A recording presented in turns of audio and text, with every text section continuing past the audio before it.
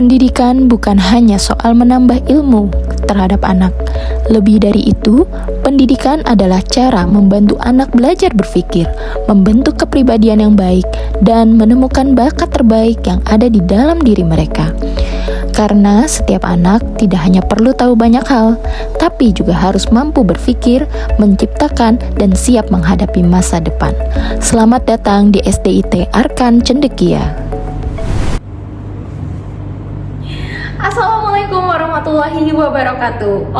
Perkenalkan, nama saya Syara Nur Sabrina, seorang guru dari SDIT Arkan Cendekia Kota Bekasi yang saat ini memiliki ketertarikan dalam pengembangan pembelajaran berbasis teknologi dan inovasi digital.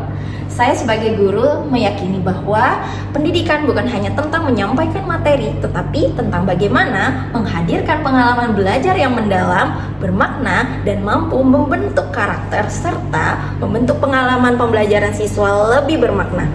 Pembelajaran sejatinya bukan hanya tentang menyelesaikan materi semata, tetapi tentang bagaimana siswa dapat memahami makna dari proses pembelajaran itu sendiri.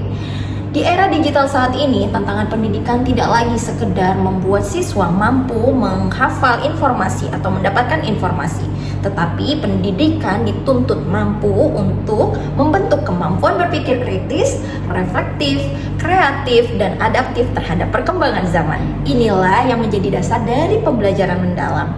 Pembelajaran yang tidak hanya berorientasi pada hasil akhir, tetapi menekankan keterlibatan aktif siswa dalam memahami, menganalisis, mengevaluasi, hingga menciptakan sesuatu yang bermakna dari pengalaman belajar mereka.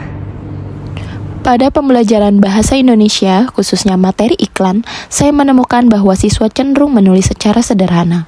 Mereka belum mampu menyusun pesan yang kuat, belum memahami siapa target audiensnya, dan belum bisa mengembangkan ide secara mendalam.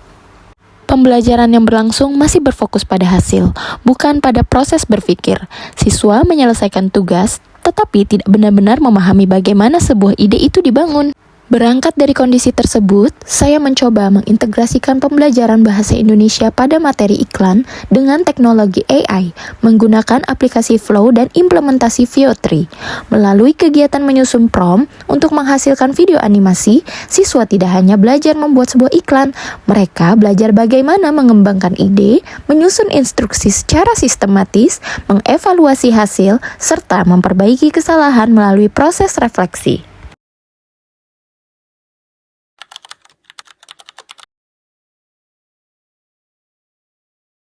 Pada tahap awal, siswa dikenalkan terlebih dahulu dengan materi iklan dan kalimat persuasif.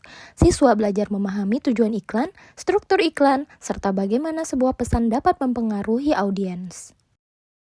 Selanjutnya, guru memperlihatkan beberapa contoh iklan sederhana dan mengajak siswa untuk menganalisis isi pesan yang terdapat di dalamnya. Pada tahap ini, siswa mulai dilatih untuk berpikir kritis terhadap sebuah informasi.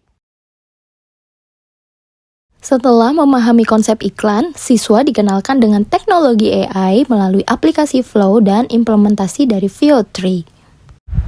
Guru kemudian menjelaskan tentang prompt, yaitu instruksi yang diberikan kepada AI agar menghasilkan video sesuai dengan ide yang diinginkan oleh siswa.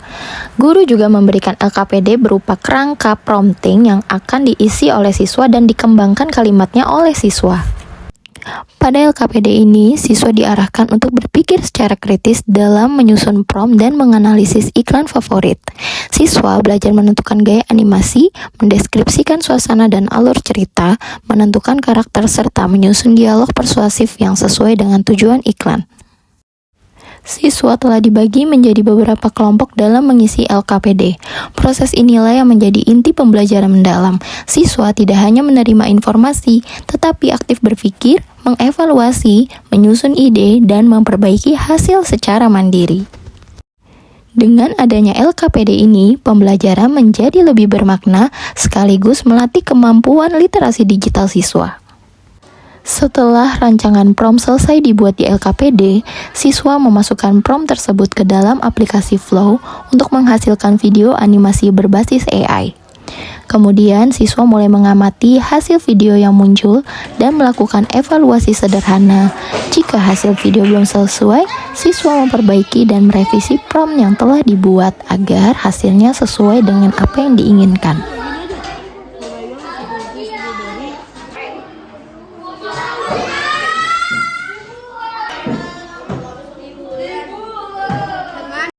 Pada tahap refleksi, siswa mengamati hasil video animasi yang telah dihasilkan dari prompt mereka. Siswa mulai membandingkan apakah hasil video sudah sesuai dengan ide dan pesan iklan yang direncanakan sesuai dengan prompt.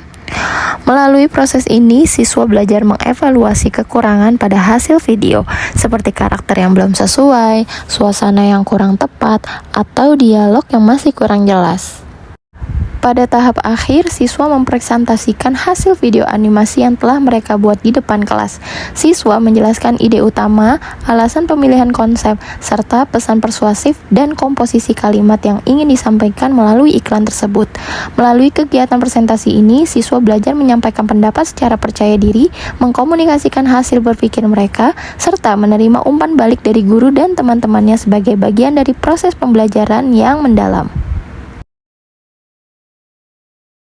Karena pada akhirnya pembelajaran itu bukan hanya sekadar siswa menerima informasi, tetapi bagaimana siswa bisa memproses pembelajaran itu dengan cara berpikir. Melalui pembelajaran ini, teknologi tidak hanya menjadi alat bantu, tetapi menjadi jembatan untuk membangun cara berpikir siswa yang lebih kritis, kreatif, dan berbasis pengalaman. Sekian dari saya, kurang lebihnya mohon maaf. Wassalamualaikum warahmatullahi wabarakatuh.